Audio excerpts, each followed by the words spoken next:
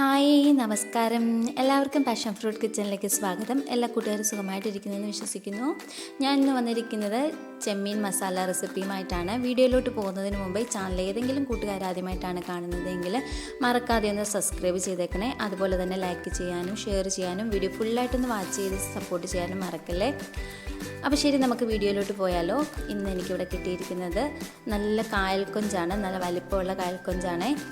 അപ്പം നമുക്ക് വലിയ കൊഞ്ചൊക്കെ കിട്ടുമ്പം നല്ലതായിട്ട് മസാല റെഡിയാക്കുകയാണ്. നല്ല അടിപൊളിയായിട്ട് നല്ല ടേസ്റ്റുള്ള ഒരു കൊഞ്ചാണ് കായൽ കൊഞ്ച്. അപ്പോൾ കിട്ടുവാണെങ്കിൽ ആരും മിസ് ചെയ്യാതെ തന്നെ മേടിച്ചിട്ട് ഇതുപോലെ ഒന്ന് തയ്യാറാക്കി നോക്കണം.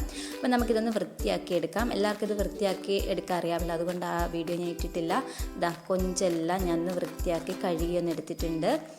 ഇനി നമുക്ക് ഇതിനകത്തോട്ട് കുറച്ച് മസാല ചേർത്ത് കൊടുക്കാം. ഇതൊന്ന് ഫ്രൈ ചെയ്യാനായിട്ട് ആവശ്യമായിട്ടുള്ള മസാല മാത്രം ചേർത്ത് കൊടുത്താൽ മതിയേ.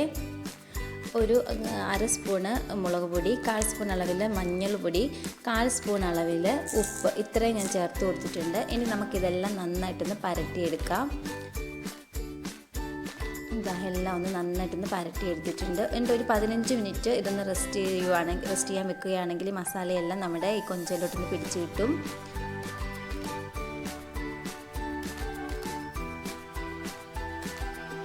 ഇതെല്ലാം ഒന്ന് നന്നായിട്ടൊന്ന് മസാല പരട്ടി വെച്ചിട്ടുണ്ട്. അതിനുശേഷം നമുക്ക് ഒരു പാന് ഗ്യാസ് വെച്ചിട്ട് കൊടുക്കാം. ചൂടായിട്ട് വരുമ്പോൾ കുറച്ച് ഓയിൽ ഒഴിച്ച് കൊടുക്കാം. ഓയിൽ നന്നായി ചൂടായി വന്നതിന് ശേഷം നമ്മൾ റെസ്റ്റ് ചെയ്യാൻ വെച്ചിരിക്കുന്ന കൊഞ്ചുണ്ടല്ലോ, അത് ഈ ഓയിലോട്ട് ഇട്ടിട്ടൊന്ന് ഫ്രൈ ചെയ്തെടുക്കാം.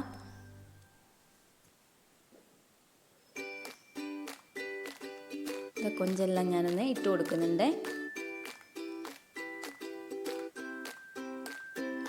ഇനി നന്നായിട്ടൊന്ന് ഫ്രൈ ചെയ്തെടുക്കാം. ഒരു വശം ഒന്ന് നന്നായിട്ടൊന്ന് ഫ്രൈ ആയി വന്നാൽ തിരിച്ചിട്ട് കൊടുത്തിട്ട് നമുക്കിതുപോലെ ഒന്ന് ഫ്രൈ ചെയ്തെടുക്കാം.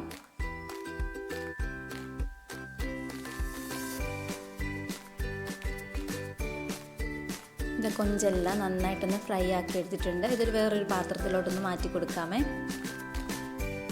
അതിനുശേഷം ഒരു ചീനച്ചട്ടി ഗ്യാസ് വെച്ചിട്ട് കൊടുക്കാം. ചൂടായിട്ട് വരുമ്പോൾ ഓയിൽ ഒഴിച്ച് കൊടുക്കാം. വെളിച്ചെണ്ണയിലാണ് ഞാൻ തയ്യാറാക്കുന്നത്. ഓയിൽ ഒഴിച്ച് കൊടുക്കുന്നുണ്ട്. ഇനി ഓയിൽ നന്നായി ചൂടായി വന്നതിന് ശേഷം ആവശ്യത്തിനുള്ള കടുകിട്ട് കൊടുക്കാം. അതിനുശേഷം ഇഞ്ചി വെളുത്തുള്ളിയും കൂടെ ചതച്ചത് ചേർക്കാം. ആവശ്യത്തിനുള്ള കറിവേപ്പിലയും കൂടെ ചേർത്ത് കൊടുക്കണേ. ഈ വീഡിയോ എൻ്റെ കയ്യിൽ നിന്ന് കട്ടായിപ്പോയി, അതുകൊണ്ടാണ്. അപ്പോൾ ഒന്ന് ചതച്ചിട്ട് ഇട്ട് കൊടുക്കുകയാണെങ്കിൽ നല്ലൊരു ടേസ്റ്റ് ഉണ്ടാവും നമ്മൾ തയ്യാറാക്കുന്ന ഈ മസാലയ്ക്ക്. എല്ലാം ഒന്ന് നന്നായിട്ടൊന്ന് വഴറ്റിയെടുക്കാം. ഇത് പച്ചമണമൊക്കെ ഒന്ന് മാറി നന്നായിട്ട് ഇഞ്ചി വെളുത്തുള്ളി എല്ലാം ഒന്ന് ഫ്രൈ ആയിട്ട് കിട്ടണം. അത്രയും സമയം നമുക്കൊന്ന് വഴറ്റി കൊടുക്കാം. അതിനുശേഷം ഒരു 3 സവാള, മീഡിയം സൈസിലുള്ള സവാളയാണ് ചേർത്ത് കൊടുക്കുന്നത്. അത് ചേർത്ത് കൊടുത്തിട്ട് നന്നായിട്ടൊന്ന് വഴറ്റിയെടുക്കാം. കുറച്ച് ഉപ്പൂടെ ചേർത്ത് കൊടുക്കണേ. അപ്പോൾ സവാള പെട്ടെന്ന് തന്നെ വഴന്ന് കിട്ടും. ഞാനിതൊന്ന് അടച്ചുകൂടെ വെച്ച് കൊടുക്കുന്നുണ്ട്. അപ്പോൾ സവാള വെന്തും വഴന്നും വളരെ പെട്ടെന്ന് തന്നെ റെഡിയായി വരും. ഇതിനകത്തോട്ട് ഒരു 2 പച്ചമുളക് കൂടി നീളത്തിൽ കീറിയത് ചേർത്ത് കൊടുക്കണം. എന്നിട്ട് നന്നായിട്ടൊന്ന് ഇളക്കി മിക്സ് ചെയ്യുക. ഞാൻ വീണ്ടും ഒന്നുകൂടെ ഒന്ന് അടച്ചു വെച്ച് കൊടുക്കുന്നുണ്ട്.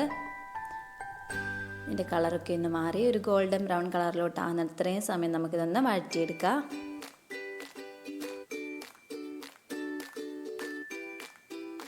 കണ്ട സവാളയെല്ലാം നന്നായിട്ടൊന്ന് വഴന്ന് വന്നിട്ടുണ്ട്.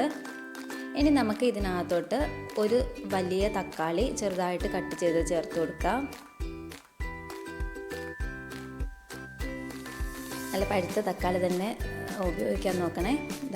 തക്കാളിയും കൂടി ഇട്ട് കൊടുത്തിട്ട് നന്നായിട്ടൊന്ന് ഇളക്കി മിക്സ് ചെയ്യാം. ഈ തക്കാളിയെല്ലാം ഒന്ന് വെന്തുടഞ്ഞ് നന്നായിട്ട് കിട്ടും. അത്രയും സമയം നമുക്കിതൊന്ന് വഴറ്റിയെടുക്കാം.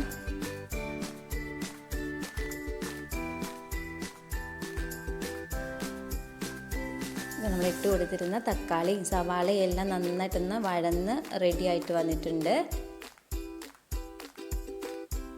ഇനി നമുക്ക് ഇതിനകത്തോട്ട് ആവശ്യമായിട്ടുള്ള പൊടികളോടൊക്കെ ഒന്ന് ചേർത്ത് കൊടുക്കാം. എരിവിന് ആവശ്യമായിട്ടുള്ള മുളക് പൊടി ചേർത്ത് കൊടുക്കാം. ഞാൻ 1 ടേബിൾ സ്പൂൺ അളവിൽ കാശ്മീരി ചില്ലി പൗഡറാണ് ചേർത്ത് കൊടുക്കുന്നത്. ഇനി ഇതിനകത്തോട്ട് ഒരു 1/2 സ്പൂൺ അളവിൽ മല്ലിപ്പൊടി ചേർത്ത് കൊടുക്കാം. 1/2 സ്പൂൺ അളവിൽ ഗരം മസാല പൊടിച്ചത് ചേർത്ത് കൊടുക്കാം.